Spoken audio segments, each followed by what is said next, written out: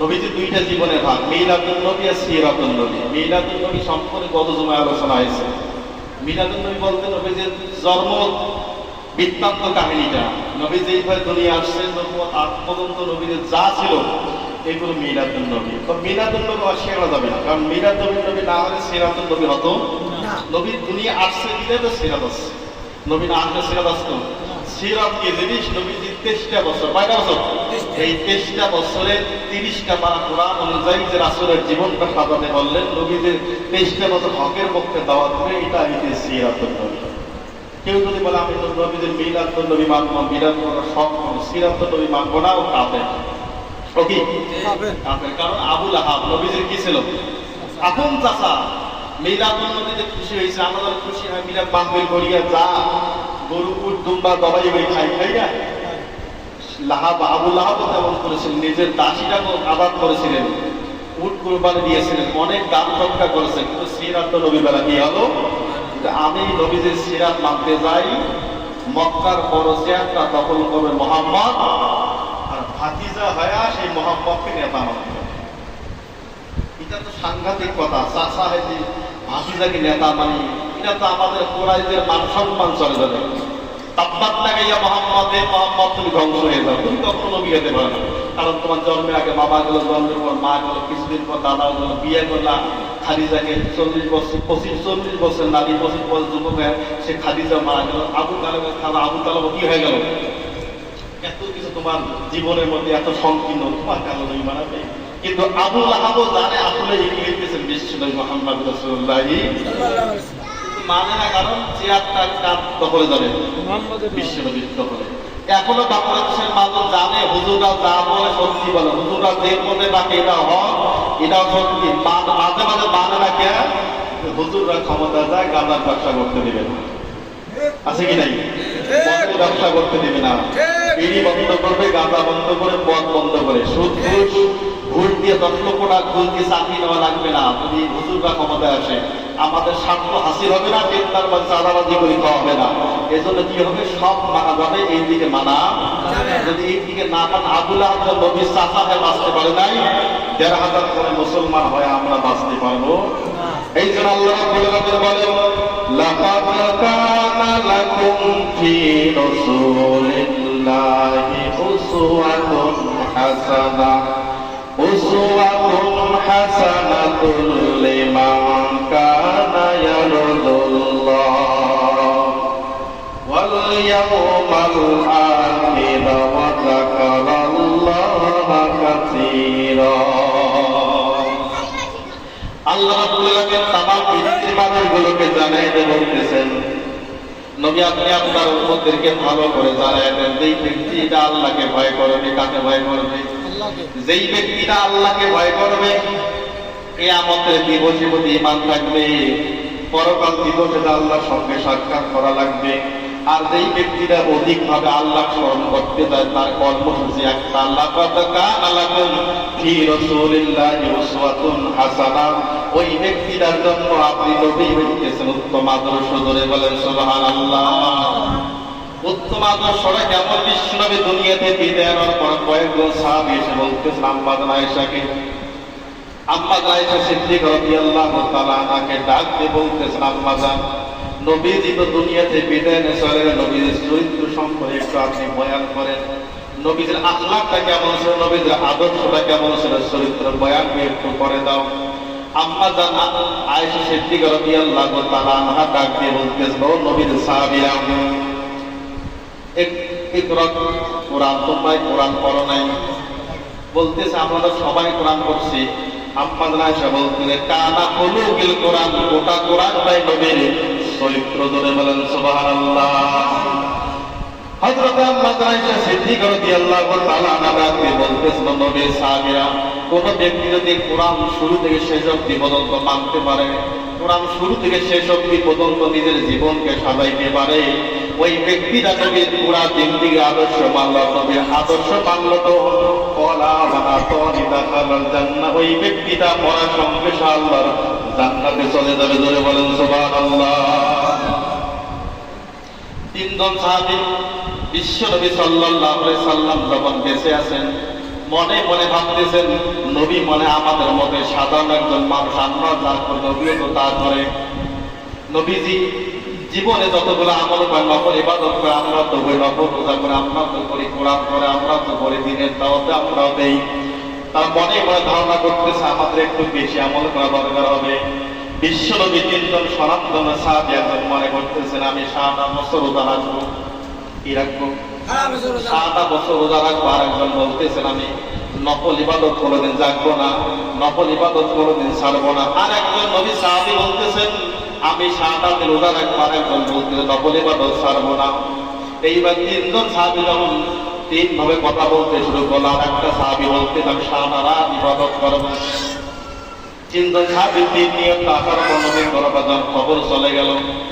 রাসূল ডাকলে বলতেন ও সাহাবায়ে কেরাম, তোমাদের থেকে আল্লাহ আমাকে স্পেশাল গেস্ট বানাছে। আমি যেমন করে আল্লাহকে ভয় করি, তামাম পৃথিবীর মানুষ তেমন করে আল্লাহকে ভয় করতে পারে না। জোরে বলেন সুবহানাল্লাহ।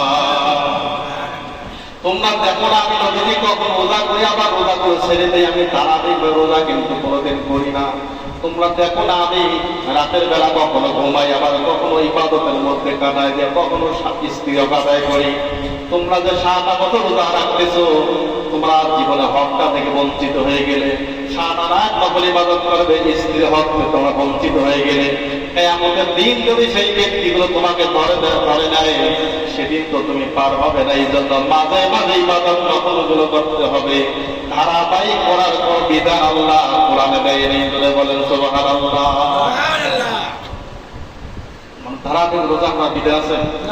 রাসূল নিষেধ করেছিল। কারণ আপনি রোজা করতে গিয়ে আপনার স্ত্রীর হক আদায় করতে পারলেন না, আপনি রোজা করতে গিয়ে আপনার সন্তান হক আদায় করতে পারলেন না, আপনি রোজা করতে গিয়ে আপনি সম্পদের হক আদায় করতে পারলেন না। এই রোজাতে কাজ আছে? রাসূল বলতে নিয়ত করে রোজা করো, ফজিলত দিবে কে? আল্লাহ। সওয়াব দিবে কে?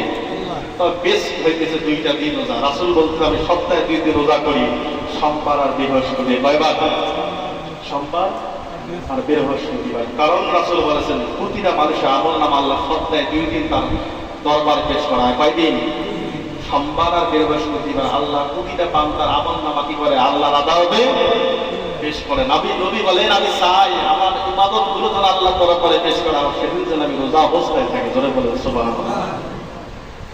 আর আমরা ১,৫০০ বছর পরে মুসলমান, সব বছরে একটা মাস আসে রোজা, তাও আমরা করতে নফল তো দূরের কথা, একটা মাসে আমরা করি না। এত হতভাগা কপাল করা মুসলমান। আমরা নবীর দরবারে নবীর সামনে কি সাক্ষী দেবো, কি কথা বলবো, কি জবাব দিয়ে করবো? এর কোনো উপায় আছে? এই জন্য আল্লাহ রাব্বুল আলামিন বলেছেন قُلْ إِن كُنتُمْ تُحِبُّونَ اللَّهَ فَاتَّبِعُونِي يُحْبِبْكُمُ اللَّهُ وَيَغْفِرْ لَكُمْ ذُنُوبَكُمْ وَاللَّهُ غَفُورٌ رَّحِيمٌ। আল্লাহ বলে তোমরা আমাকে ভালোবাসো। কাকে ভালোবাসতে হবে? নবীকে ভালোবাসতে হবে। নবীকে ভালোবাসবে ওয়ায়াগফির লাকুম যুনুবাকুম। আল্লাহ বলে তোমার পিছনে সমস্ত গুনাহ কাটাগুলো আল্লাহ মাফ করে দিবেন। ধরে বলেন সুবহানাল্লাহ। এই জন্য বারকাতুল আউয়াল মিলাদুন নবী, সেই নবী আপনি মানবেন, মিলাদ করবেন, মিলাদ মানবেন। বাবা আপনার মারা গেছে, মিলাদ করলেন। মা আপনার মারা গেছে, বছর অন্তর মিলাদ করলেন। আপনার সন্তান মারা গেছে, বছর অন্তর আপনি মিলাদ করলেন। কিন্তু জীবনে কোনোদিন সিরাতের কাতারে আসলেন না। ওয়াল্লাহি বিল্লাহি 1000 বার আপনি আপনার বাবা মা সন্তানের মিলাদ করিয়ে যদি আপনি সিরাত না মানেন, ওয়াল্লাহি বিল্লাহি আল্লাহর কসম করে বলতে পারি আপনার এই মিলাদ দিয়ে কঠিন কালেও 1 পয়সা দাম হবে না। কথা বলেন ঠিক কি না? যদি দাম হতো আগে আবুল আহাবের তা দাম হতো। কারণ আবুল আহাব নবীর খাতিরে নিজের দাসীকে আদর করলো, কোরবানি করলো। নবীজি অনেকবার কিন্তু একটু মহব্বত করেছিল, কিন্তু সিরাত না মানার কারণে, নবীজির ক্যারেক্টার জিন্দিগি না মানার কারণে, নবীজির আদর্শকে না মানার কারণে, নবীজির নেতৃত্বকে না মানার কারণে আবুল আহাবের বিরুদ্ধে আল্লাহ ডায়েরি একটা সূরা নাযিল করলেন। সূরা লাহাব। কোন সূরা? সূরা লাহাব। কি আল্লাহ জানায় দিয়ে বলতেছেন নবী আপনি আবুল আহাবকে জানায় দেন, আবুল আহাব ইহকাল পরকাল দুইটার ধ্বংস। আবুল আহাব আজকে তোমার কথা যদি সত্যি হয় আমি কিয়ামতের দিন আমার সম্পদগুলো দিয়ে আল্লাহ দরবারে পার হয়ে যাব। আল্লাহ বলে শুধু আবুল আহাব না, দুনিয়ার শেষ অবধি পর্যন্ত কিয়ামত পর্যন্ত যেই মানুষগুলো সম্পদওয়ালা টাকাওয়ালা কোনদিন সিরাতের পথে আসে, নবীদের আদর্শ দিকে আসে না, আর মনে মনে হবে আল্লাহ দুনিয়ার জমিনে আমি যতগুলো সম্পদ কামাই করেছি, ন্যায় অন্যায় করে হালাল অন্যায়, চাঁদাবাজি, টেন্ডারবাজি, ঘুষ, বিভিন্ন মাধ্যমে যে সম্পদগুলো কামাই করেছি, এই সম্পদগুলো আল্লাহ দরবারে পেশ করো মাল, এই মালগুলো সম্পদগুলো আল্লাহ দরবারে পেশ করে একটু নাজাত পাইতে পারি। আলাইসাল্লাহু বিহাকামিল হাকিমিন, আল্লাহ বলে আমি এমন একজন বিচারক, দুনিয়ার বিচারকের রাতের অন্ধকারে 2 লক্ষ টাকা ধরে বিচারটা উল্টিয়ে যায়, কিন্তু আমি এমন একজন রব, আমি এমন একজন হাকিম, এমন একজন বিচারক, যে বিচারে আসলে যখন আমি আল্লাহ বলবো বিন্দু পরিমাণ নয়, যারা পরিমাণ যেই যারাকে দেখা যায় না, এই যারা পরিমাণ পর্যন্ত আমার বিচার কোনোদিন এদিক সেদিক হবে না। ধরে বলেন সুবহানাল্লাহ। সিরাত মানে না মিলাদ মানে, এমন সমাজ লোক আছে কি নেই? মিলাদ যদি 2 মিনিটের না পরে 1 মিনিটে বলছেন বিপদ আছে কি নেই? আমি গরিব থেকে আমার অভাব থেকে আমার মিলাদটা ওদের 5 মিনিট পড়ালো, ওর টাকাওয়ালা বিদায় 10 মিনিট মিলাদটা পড়ালো, মিলাদ ছোট করলো ভেজাল আছে কি নাই, বড় করলো ভেজাল আছে কি নাই। খেয়াল করবেন যে এই মানুষটা মিলাদের পক্ষে এতবার মন খারাপ করলো হুজুরের পক্ষে, হুজুর কেন মিলাদ আমার জন্য করলো না? খেয়াল করে দেখবেন জহরের সঙ্গে মিলাদের জন্য যেই লোকটা বায়না করলো, যেই লোকটা ঝগড়া ফাসাদ করলো, খেয়াল করে দেখবেন ওই লোকটা আসরের নামাজ পড়ছে কি পড়ে নাই? পড়ছে? পড়ে নাই। তার নামে মিলাদ মানলেন, মিলাদের জন্য লড়াই করলেন। আবুল আহাব কিন্তু লড়াই করেছিল, আবুল আহাব কিন্তু মহব্বত করেছিল। সিরাত না মানার কারণে আবুল আহাবের কপাল দেখতো জাহান্নাম। মুসলমান 13,000 বছর পর আমরা মিলাদ মানে সিরাত মানি না, আমার গোটা জিন্দেগিটা আল্লাহ জাহান্নামে ভরপুর করে দিবেন। ধরে বলে নাউযুবিল্লাহ। সিরাত মানা দরকার আছে কি নাই? এখন যদি সিরাত মানতে যাই নবীদের জিন্দেগিটা আমাদেরকে জানা দরকার আছে কি নাই? নবীজি 1 নাম্বার দুনিয়ার জন্য লজ্জাশীল ছিল। বিশ্ব নবী সাহাবা হযরত আবু সাঈদ খুদরি রাদিয়াল্লাহু তাআলা আনহু বলেন বিশ্ব নবীর লজ্জা কেমন ছিল? কুমারী নারী চাইতে আমার নবীজি বেশি লজ্জাশীল ছিল। ধরে বলেন সুবহানাল্লাহ। কি নারী? কুমারী নারী চাইতে আমার নবীজি বেশি লজ্জাশীল। আমাদের তো একটু লজ্জাশীল হওয়া দরকার আছে কি নাই? বর্তমান সময়ে মানুষের লজ্জা আছে, আছে লজ্জা। নিজের স্ত্রী নিয়ে চাপতে পারে আছে কি নাই? নিজের বউ দিয়ে ব্যবসা করি আছে কি নাই? ব্যবসা বলতে কি চায়ের দোকান লাগাইছে, গোলাম লাগাইছে, আছে কি নেই? আল্লাহ বলে আবার নিজের বউয়ের সব ফেসবুকে দেয়, এমন লোক আছে কি নেই? আছে না? ফেসবুকে বিবাহ করে বউয়ের আপলোড করে বলে যে আমার বউয়ের জন্য দোয়া করবে। আল্লাহ বলে তোর পরে এত কমতি হলো বউ তোমার, আর ফেসবুকটা হইতে পাবলিক সাইট, যেখানে একটা ভিডিও আপলোড করে তামাম পৃথিবীর মাঝে দেখে, অথচ আল্লাহ তামাম পৃথিবীর মানুষ নয় 14 জন লোক ব্যক্তি তামাম পৃথিবীর মানুষের জন্য তোমার বউটাকে দেখা আল্লাহ হারাম করলেন। আর সেই 14 জন বাদে তুমি 14 কোটি নয় 1400 কোটি মানুষকে দেখাইতেছ আর দোয়া চাইতেছ। দোয়া কেমন হবে?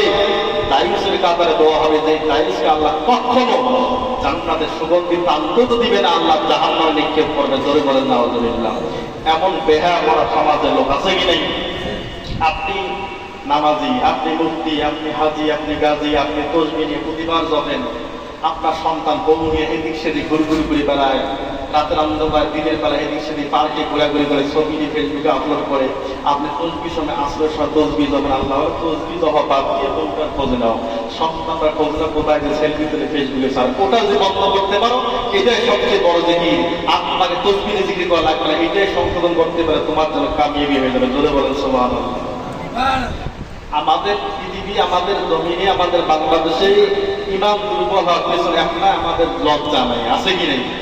এই যে মূল সমস্যা, আমাদের লজ্জা দিন দিন উঠে যাইতেছে। আমি অনেক সময় এই জন্য বলি যে মানুষ মারা গেলে আপনি যতবার অনুষ্ঠান করে খাওয়ান, 5 লক্ষ করে অনুষ্ঠান করে খাওয়ান, একটা সমাজে আছে না? এটা বললে আবার অনেকে মন খারাপ করে, আমার বাপের টাকা আমি তোমার সমস্যা কোথায় আছে? বলি বলে না।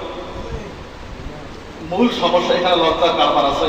আপনি আপনার বাবা মারা গেছে, আপনি 5 লক্ষ টাকা অনুষ্ঠানে করে খাওয়ালেন, অভাবী নেই, ধনী নাই, গরিব নাই, ফকির নাই, মিসকিন নাই, পর্দা নাই, পশিদা নাই, হালাল নাই, হারাম নাই, আপনি 5 লক্ষ টাকা অনুষ্ঠান অ্যারেঞ্জমেন্ট করিয়ে আপনি সবাইকে দাওয়াত দিলেন। কোন পুরুষের ভিড়ের খেলায় কোন মহিলা দৌড়ায়? বোধ আছে? মনে হয় না।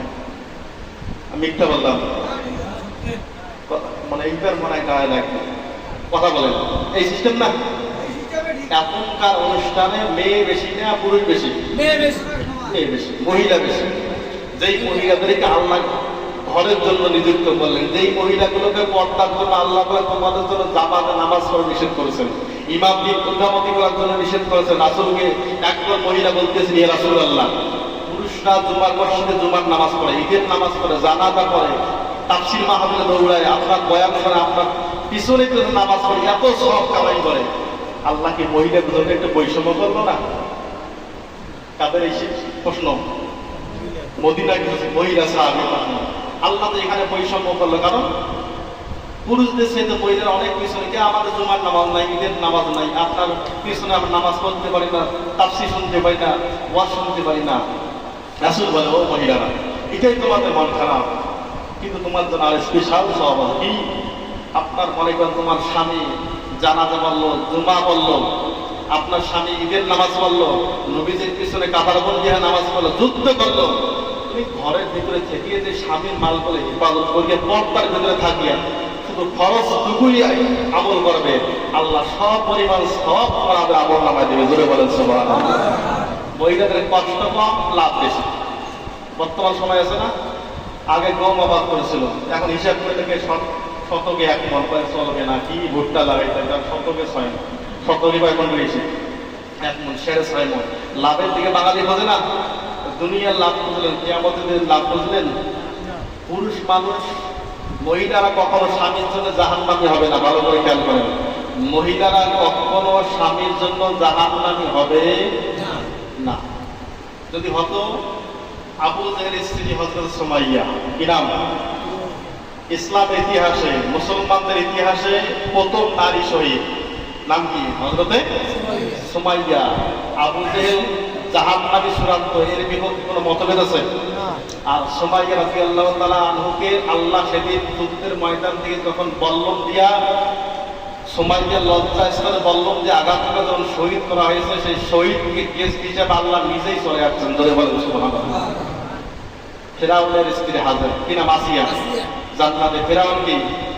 জাহান্নামে। কিন্তু আপনি স্বামী হওয়ার পর যদি আপনার স্ত্রীকে আপনার আন্ডায় রাখতে পারেন না, আপনার স্ত্রীকে স্বাধীনভাবে চলতে দেন, আপনার স্ত্রীকে বেপরদায় ঘোরান, আপনার স্ত্রীর জন্য আপনি জাহান্নাম। আপনি যতই নামাজি হন, যতই আপনি পর্দা করেন, যতই হালালের পথে দৌড়ান, আপনার স্ত্রীকে যদি আপনি আপনার আন্ডায় রাখতে না পারেন, আপনার শক্তি আছে আপনার স্ত্রীকে প্রমাণ করার জন্য, শক্তি আছে আপনার স্ত্রীকে আপনার নিজ হাতের আয়ত্তে রাখার জন্য, শক্তি থাকার মধ্যে আপনি না রাখেন, রাসূল বলেছেন সে দায়িস কখনো আল্লাহ জান্নাতে প্রবেশ করবে না।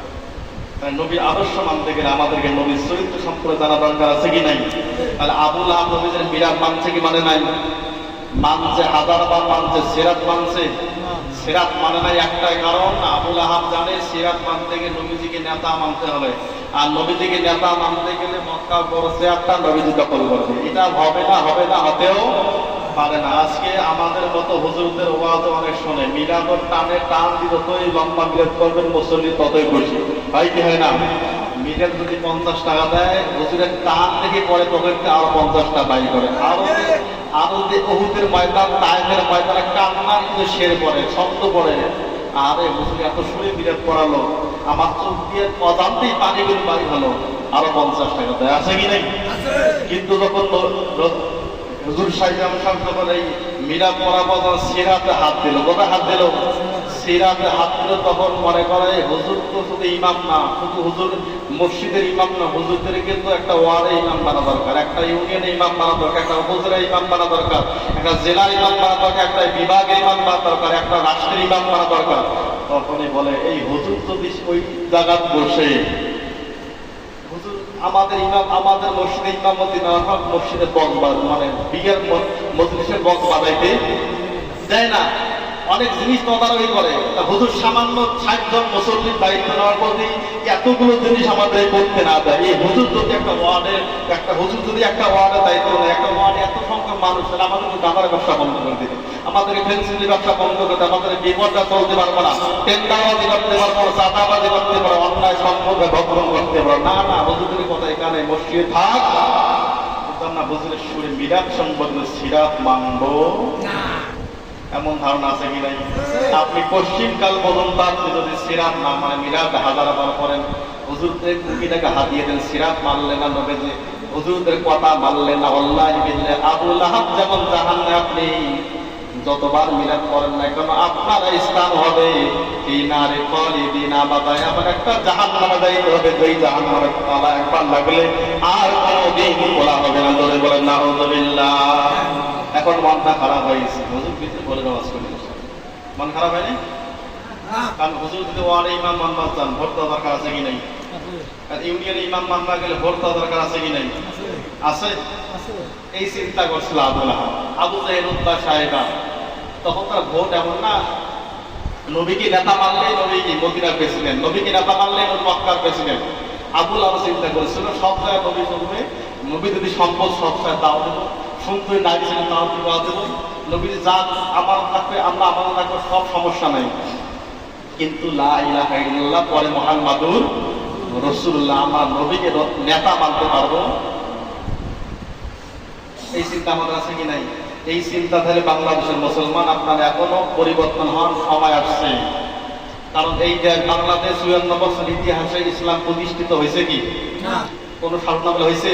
আমি বুকে হাত দিয়ে বলেন যে দল আমরা করি না কেন, কোনোদিন কোনো মায়ের সন্তান বুকে হাত দিয়ে বলতে পারবেন না 54 বছর ইতিহাসে ইসলাম প্রতিষ্ঠিত হয়েছে। হয়েছে?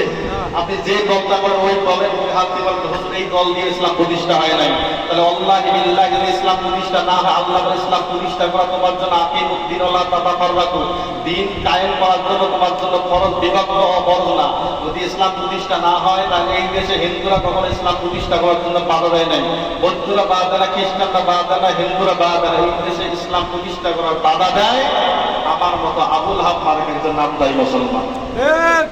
হ্যাঁ, তাহলে ইসলাম প্রতিষ্ঠা হবে খুব শীঘ্র। 92% মুসলমান ইসলাম প্রতিষ্ঠা হওয়া দরকার না, হয় না? কারণ আমার মতো কিছু মোনাফেক মুসলমান আছে, যেই মুসলমানগুলো হুজুরদের ওয়াজ শোনা ভালো লাগে, খুতবা শোনা ভালো লাগে, নামাজও ভালো, দোয়া ভালো লাগে, কিন্তু হুজুরদের ওই কথাটা ভালো লাগে যখন ওই কথাটা বলে হুজুর যে কোরআন বেঁচে খাওয়া শুরু করলো, ধর্ম বেঁচে, আরে রাজনীতি করবে তো খারাপ নয়, এই চিন্তা আছে না?